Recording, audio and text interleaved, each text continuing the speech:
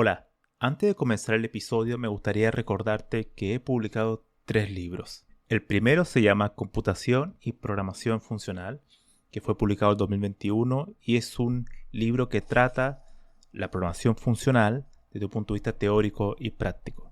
El segundo se llama Mentes Geniales, la vida y obra de 12 grandes informáticos. Esta es una obra que repasa la historia de hombres y mujeres que fueron relevantes en la historia de la computación. Y el último, el más reciente, se llama Principios de Programación, donde explico una nueva forma de entender la programación a través de 8 conceptos. Todos estos libros se pueden encontrar en librerías en España o en Amazon, y también en Latinoamérica se puede encontrar a través de Mercado Libre y Busca Libre. Para más detalles pueden visitar mi sitio web camilochacon.com. Hola a todos, bienvenidos a este nuevo episodio, el número 3 de la temporada 3 de Había una vez un algoritmo. Y para esta ocasión voy a tratar el tema de los paradigmas de la programación, en particular desde un punto de vista crítico. A diferencia de un episodio que hice ya hace más de un año, el episodio número 4 de la primera temporada, que tenía el título de Paradigmas de la programación, que en ese episodio yo solamente me limité a describir los paradigmas más populares. Este episodio es totalmente distinto. En primer lugar vamos a ver qué son los paradigmas. Después vamos a ver el punto de vista histórico, cuándo surgió, qué fue lo que influenció el surgimiento de este concepto. Luego vamos a ver algunas críticas actuales a este concepto. Y para terminar, sugeriré algunas ideas sobre cómo se podría tratar este tema en vez de usar este concepto de paradigma, que ya adelanto me parece ambiguo, subjetivo, confuso en algunos aspectos y poco útil para un programador en su día a día. Bueno, entonces comencemos. ¿Qué es un paradigma de la programación?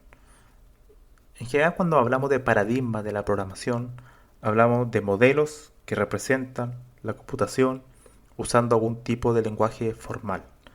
Un lenguaje formal tiene una sintaxis y tiene una semántica. Ahora bien, uno se podría preguntar entonces, ¿qué es un modelo? En el contexto de la computación, es un esquema formal teórico de cómo está compuesto algo. Es decir, por ejemplo, la máquina de Turing, el cálculo lambda, son modelos de la computación, equivalentes entre sí, pero que sintácticamente y semánticamente su sistema formal, su lenguaje formal, difiere en varios aspectos, pero que en lo esencial pueden hacer lo mismo. Entonces, un paradigma es un modelo que trae consigo un conjunto de características y en algunos casos restricciones sobre cómo se realiza la computación. Y la computación, cuando hablo de cómo se realiza, me refiero a los algoritmos. Es decir, son conjuntos de características que nos permiten construir algoritmos de una manera diferente, dependiendo del paradigma, para resolver un tipo de problema. En particular, la idea normal, estandarizada, es que hay tipos de paradigmas que son más útiles para atacar un tipo de problema más que otro. Ahora, esta concepción de paradigma, de crear agrupaciones de un conjunto de características, presenta bastantes problemas hoy en día, pero eso lo veremos en unos minutos más. Ahora, yendo al tema histórico, la primera persona que mencionó el término paradigma de la programación fue Robert Floyd. Robert Floyd fue un pionero de la ciencia de la computación a mediados del siglo XX en los albores, en los primeros años, cuando se estaban recién construyendo los lenguajes de programación como Lisp, Fortran. Él era un científico, así que estaba desarrollando aspectos más teóricos, más que aplicados, por ejemplo, al algoritmo. Y en particular fue un pionero de la verificación formal, que es la idea que yo he hablado muchas veces en este podcast, de usar lógica para poder verificar programas. O sea, es la incorporación de la matemática y la lógica en programas para conseguir cierta correctitud, verificación de que lo que se está haciendo es correcto o no. De hecho, el episodio pasado adda es un lenguaje de verificación formal. Y bueno, Robert Floyd fue uno de los pioneros. De hecho, él influenció a Anthony Hoare, que es el creador de la lógica de Hoare, una, una de las técnicas básicas para poder chequear si un programa es correcto o no. Entonces, claro, Robert Floyd fue una persona eminente en la historia de la computación y que en 1978, cuando recibió el premio es el equivalente al Nobel en informática, dio esta charla, ya que cada persona que recibe este premio tiene que dar una charla como de agradecimiento, ¿no? Y él nombra su charla Paradigma de la Programación y ahí surge el término, en 1978. Hoy en día se ha extendido, pero como vamos a ver ahora, presenta varios problemas. Primero, el primer problema es que en la actualidad los diseñadores de lenguaje, si uno ve los papers de los creadores de lenguaje o ve la documentación de un lenguaje, ninguno de ellos comienza diciendo, bueno, este lenguaje va a ser de este paradigma o podríamos hacerlo de este otro paradigma, podríamos combinarlos. No, en realidad lo que ellos hacen es tener un problema, tratar de crear un lenguaje que trate de solucionar ese problema, ese nicho en particular, ya que un lenguaje tiene que tratar de estar acotado a una cierta área. Por ejemplo, Julia, cuando surge, planean hacer un lenguaje que sea lo suficientemente rápido para el tratamiento de datos, pero que no tenga una sintaxis tan compleja como C, por ejemplo, que tenga una sintaxis más similar a la de Python, pero con el rendimiento de C para, para el tratamiento de datos y computación numérica. Entonces, ese era su objetivo. Pero cuando surge Julia, ellos no pensaron en, bueno, ¿qué paradigma vamos a ocupar? Eso no tiene mucho sentido. Y esa división, dos personas en particular que tienen libros donde presentan una nueva forma de entender el estudio del lenguaje de programación. Uno es Robert Harper, que critica el concepto de paradigma, ya que menciona, a través de una analogía con la genómica, que es un concepto de la biología, que los paradigmas en sí son una cierta taxonomía, morfología, que quiere decir que en biología es el estudio del tamaño, de las formas, de la estructura de los animales, de las plantas, de cualquier ser vivo. Entonces uno va creando categorías, ¿no? Él dice, bueno, los paradigmas vendrían siendo esto. Pero en realidad eso no es la ciencia de un lenguaje, sino que la ciencia son los genes, bueno, siguiendo la analogía con la biología.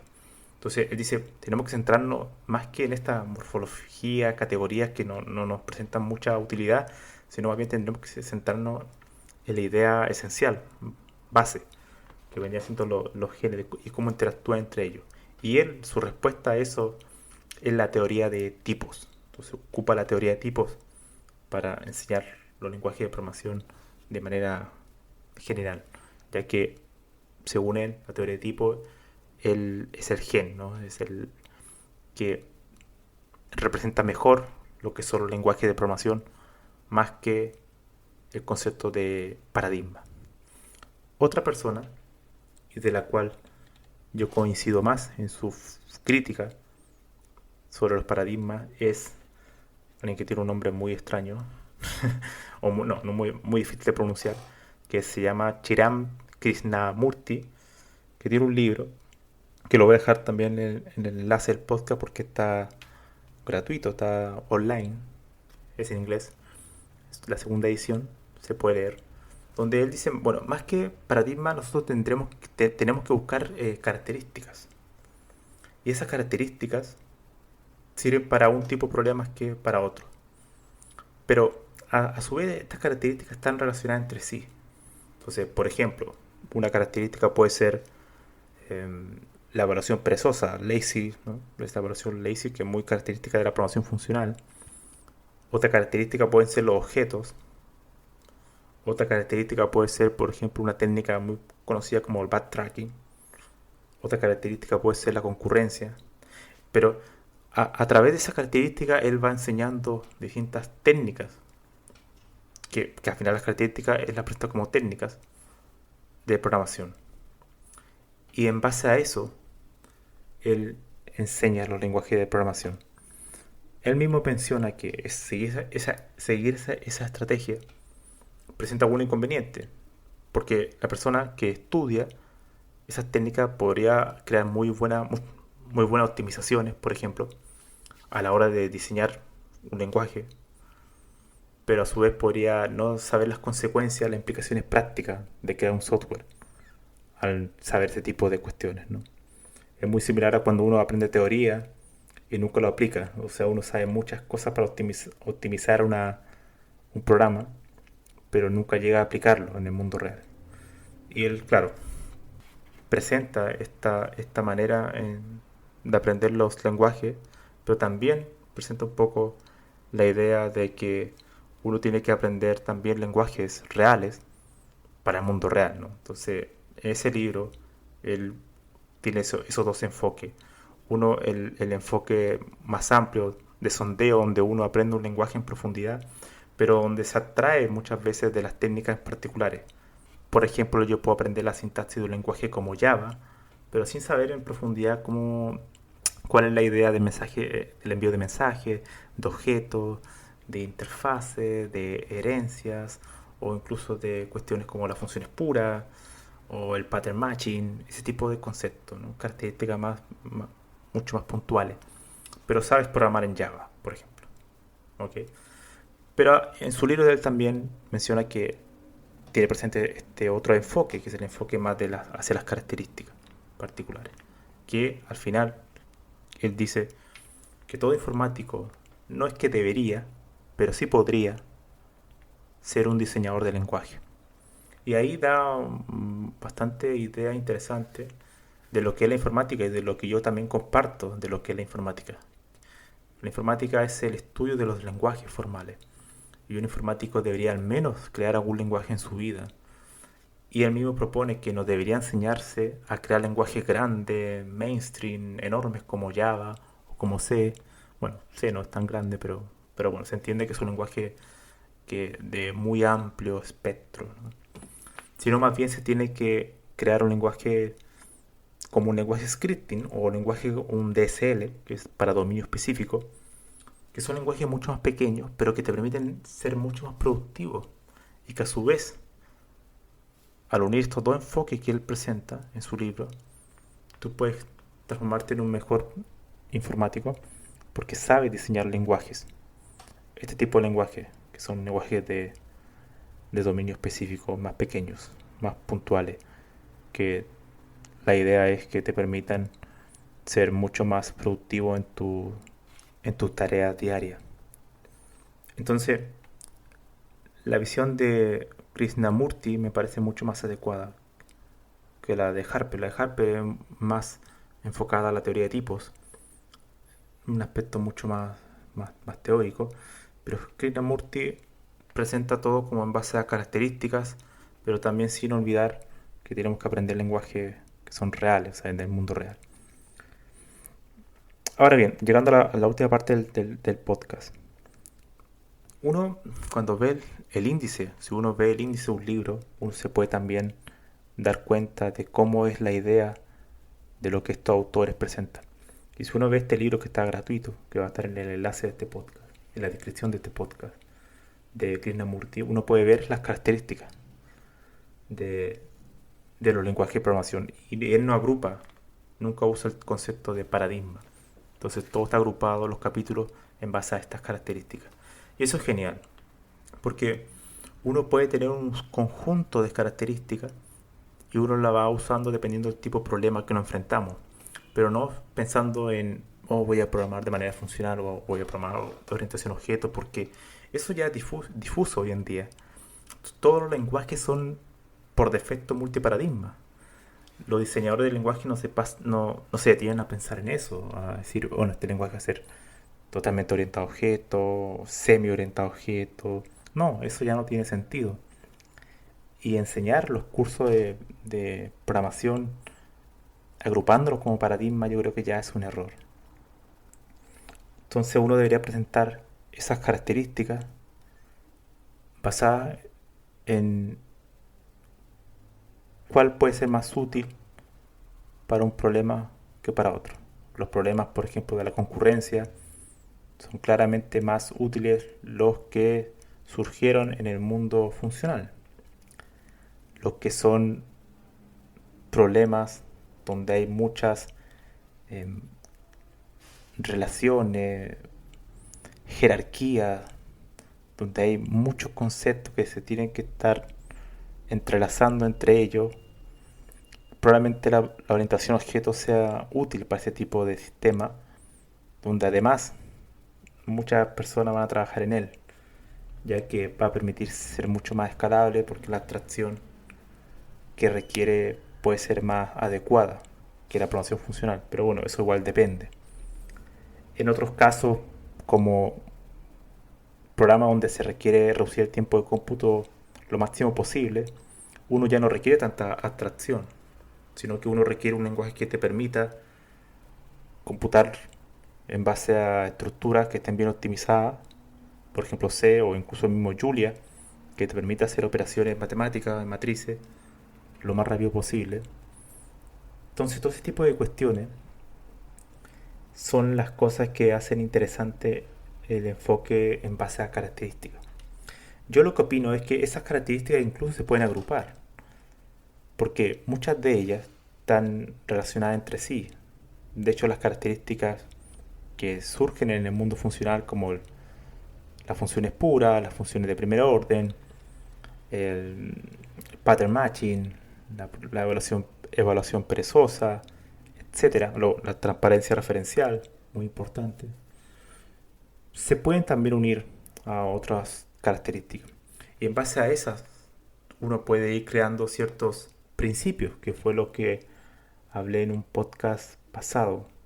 No recuerdo realmente cuál fue el episodio, pero la idea de los principios era que uno podría, por ejemplo, agrupar todos los principios funcionales en uno solo que sea el de transformación, porque al final son todas transformaciones de funciones. Pero también hay otros principios que eran combinación entre sí, entre otros. Entonces, al final lo que creaba era un sistema de características entrelazadas que eran útiles para un tipo de principio más que para otro. Y al final, la idea de los principios era que llegue a algo aplicado. No era simplemente una cuestión teórica. Esa idea la he estado desarrollando. Espero tener noticias sobre eso en los próximos meses, porque he estado escribiendo algunas cuestiones referentes a eso. Y eso sería, yo creo que el podcast de hoy, dejar un poco a la reflexión la idea de paradigma. Yo creo que la idea de paradigma es una idea bastante confusa, muy subjetiva, muy poco útil hoy en día porque los sistemas son cada vez más complejos y ya no se desarrolla con un solo paradigma. Es prácticamente imposible desarrollar un sistema con un solo paradigma. Entonces ya no tiene mucho sentido y los creadores de nuevo lenguaje tampoco lo usan, tampoco lo siguen. Entonces, uno tiene que centrarse en conjuntos de características. Y ahí, si uno después las quiere agrupar en otro tipo de sistema conceptual, como los principios, por ejemplo, ya hay un tema de cada autor, de cómo lo presenta. Una de y otras cosas que se me había olvidado, entre paréntesis, es que el Robert Floyd, la persona que sugirió el concepto de paradigma, era porque él venía influenciado por Thomas Kuhn, un filósofo de la ciencia, que había escrito un libro de la estructura de las revoluciones científicas unos años antes. Y bueno, También Krishnamurti criticaba un poco eso, decía que la informática, cuando surge, y eso es verdad, muchos científicos trataban de buscar términos, incluso el mismo término de ciencia, añadirlo a la informática para hacerlo algo mucho más serio, mucho más formal, para que se tome mucho más en cuenta, que no se tome como algo a la ligera. Entonces querían incorporar estos conceptos que venían de la ciencia, física en particular, de las ciencias naturales, que son la física, la ciencia más robusta eh, en la actualidad. Entonces querían incorporar el concepto de paradigma para dar un poco más de formalismo a esto. Pero bueno, si uno lee un poco de filosofía de la ciencia, que yo soy un lector igual de ese tema, uno sabe que Thomas Kuhn y el concepto de paradigma está totalmente desacreditado. Han surgido muchísimas objeciones sobre eso.